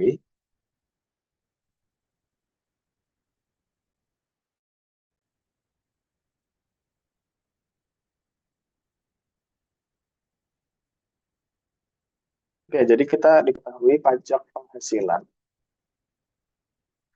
itu sebesar 40%. POT setelah pajak income tax, itu kan pajak penghasilan 40% nilainya. Pertama, kita harus cari profit atau keuntungannya itu berapa. Kan kita udah tahu salesnya, penjualannya, data penjualannya itu adalah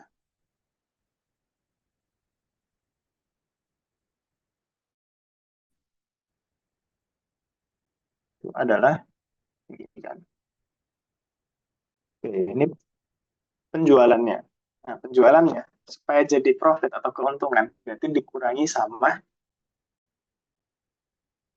atau manufacturing cost. Manufacturing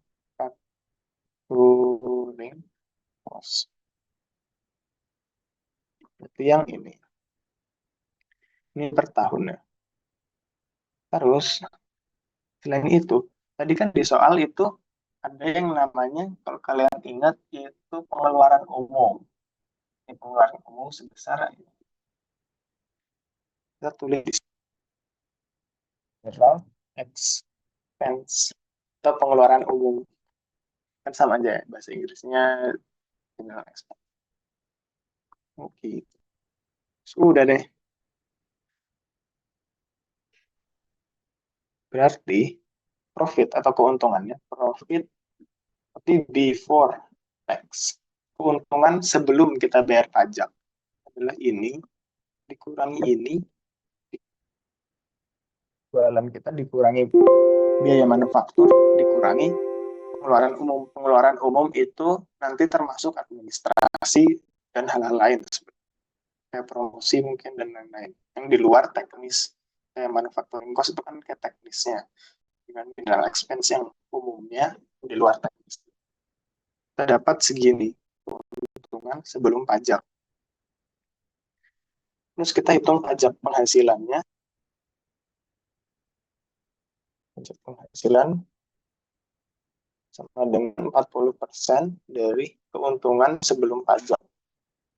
Profit before tax. Nah, dari sini kita baru bisa dapat profit after.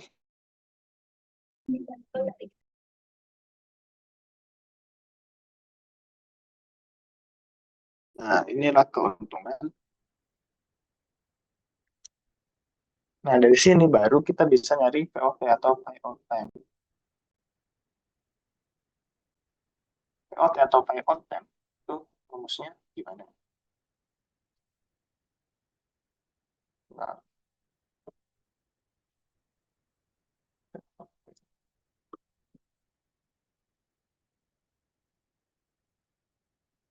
oke.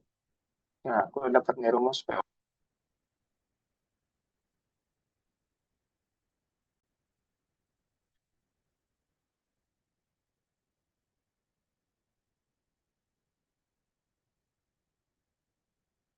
Nah, aku kasih keterangan dulu. Oke, ini rumus di POT itu adalah payout time atau biaya balik modal yang disetorkan investor gitu. Terus P itu adalah profit atau keuntungan tax. Terus FC adalah fixed capital, D adalah depresiasi, dan A adalah indeks setelah pajak. Ntar ada POTB atau POT before tax. Jadi karena di soal dimintanya adalah profit setelah pajak, POT setelah pajak, kita ngitungnya setelah pajak. Oke, terus kita menghitung aja. Oke, sama dengan fixed capital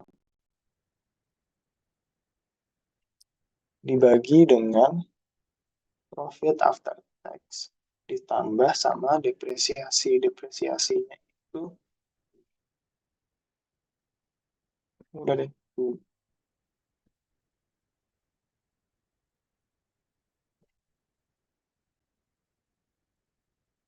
Nah, ketemu dan nilainya adalah 1,74 tahun. Jadi biaya balik selama 1,74 tahun. Baru balik modal si pabrik. Itulah cara mencari POT atau payout time. Mungkin dari sini POT ada yang mau tanyain dulu atau kita lanjut ke C. Ini cukup simpel karena kita udah tahu tadi manufacturing cost-nya yang agak panjang ya. Terus ketemu profit after tax.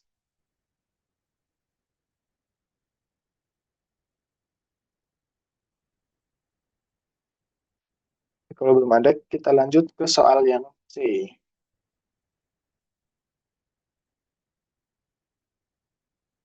Soal yang C itu adalah investor menginginkan POT maksimal 2 tahun.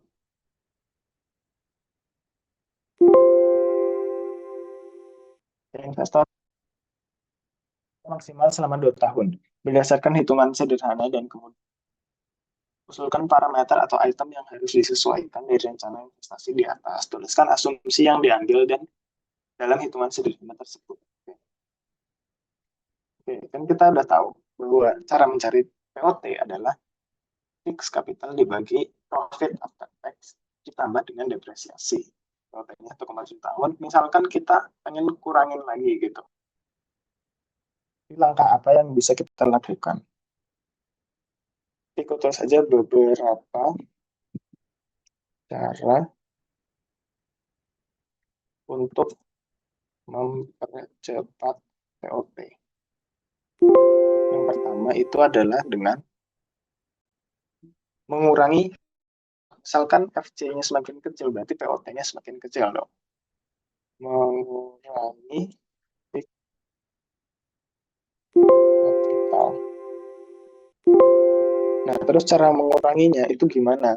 Secara realnya. Itu dengan dengan cara membeli peralatan dengan spesifikasi yang sesuai dengan kapasitas. Dengan kapasitas. Nah, jadi kita beli peralatannya itu nggak usah yang terlalu mahal banget, melebihi kapasitas produksi pabrik.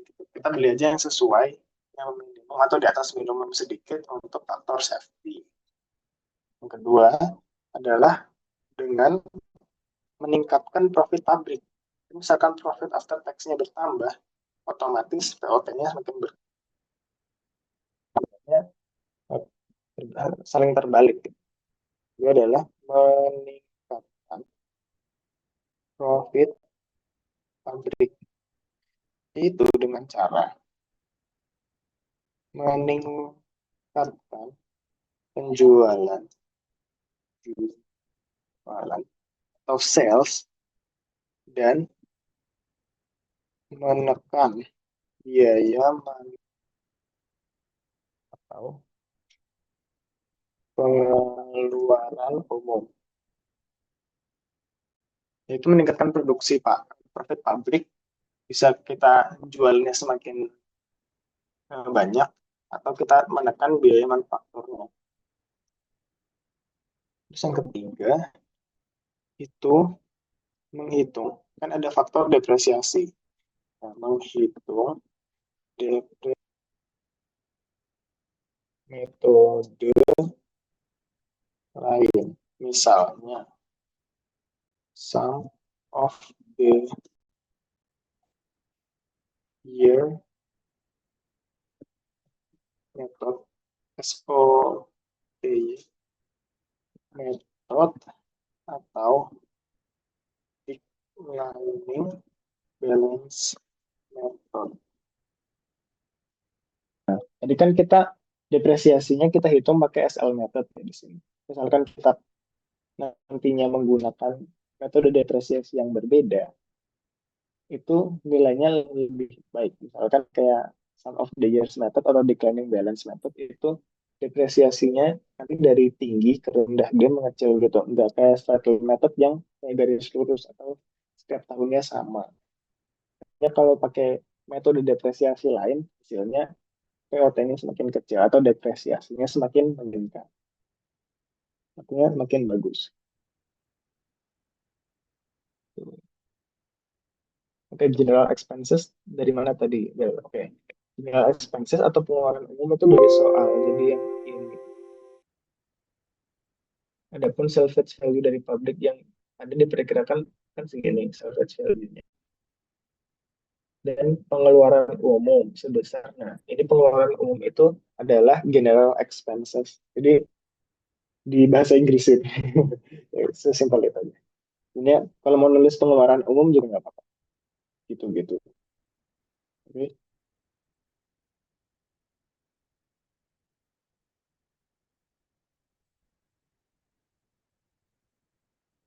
Oke. Dan karena waktunya terbatas, aku aja. Ini kita bahas soalnya udah dulu. Kita lanjut, kita balik ke PPT lagi untuk bahas soal terakhir yang singkat 10 menit kayak bisa insya Allah. Oke.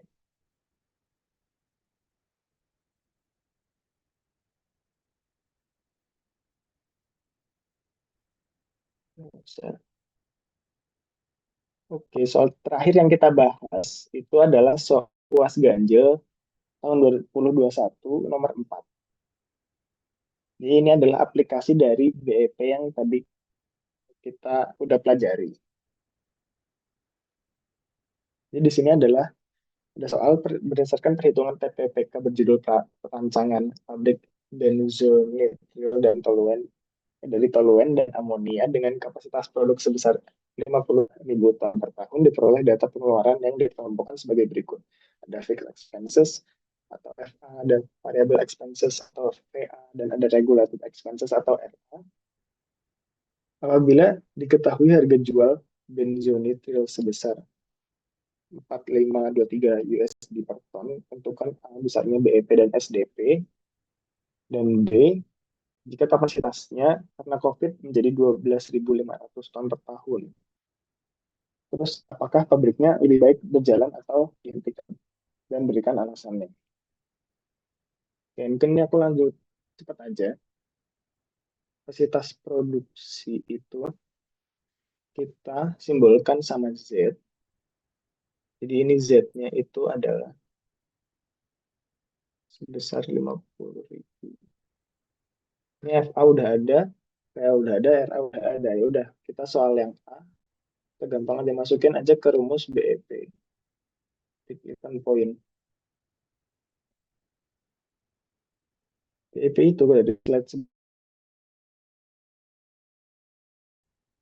nah, ini, BEP dan SDP. Kalian masukin aja ke rumus ini BEP sama SDP. ARA, Z-nya kan udah diketahui kan semuanya. Udah deh, masukin ke rumus. Nanti ketemu ini aku nemunya adalah 20.660 ton per tahun. Sedangkan SDP-nya sama masukin ke rumus. Dan SDP itu nilainya pasti lebih kecil dari BEP. Itu aku ketemunya 13.896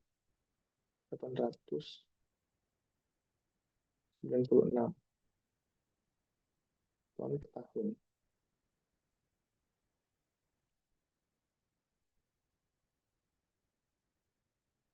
Oke, nomor A udah kita selesaikan. Lanjut nomor B. Nomor B, dikarenakan kondisi pandemi COVID-19, kapasitas produksi hanya berkisar 12.500 atau berarti kan kurang dari BEP.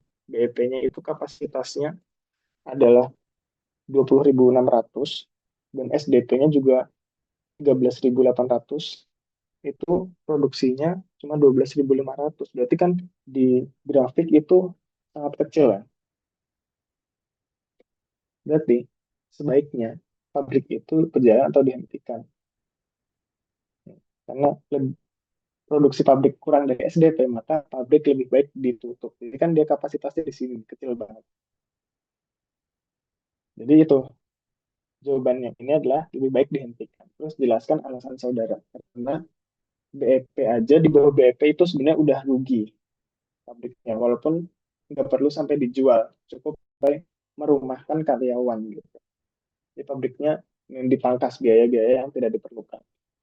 Tapi misalkan udah sampai parah banget di bawah SDP, itu lebih baik di shutdown. Yang namanya shutdown point berarti dijual.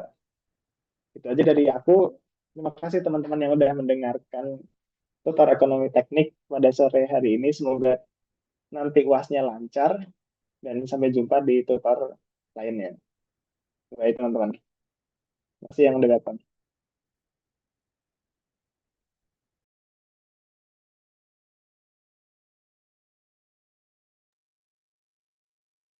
Ya, terima kasih Irham juga yang udah nge-record.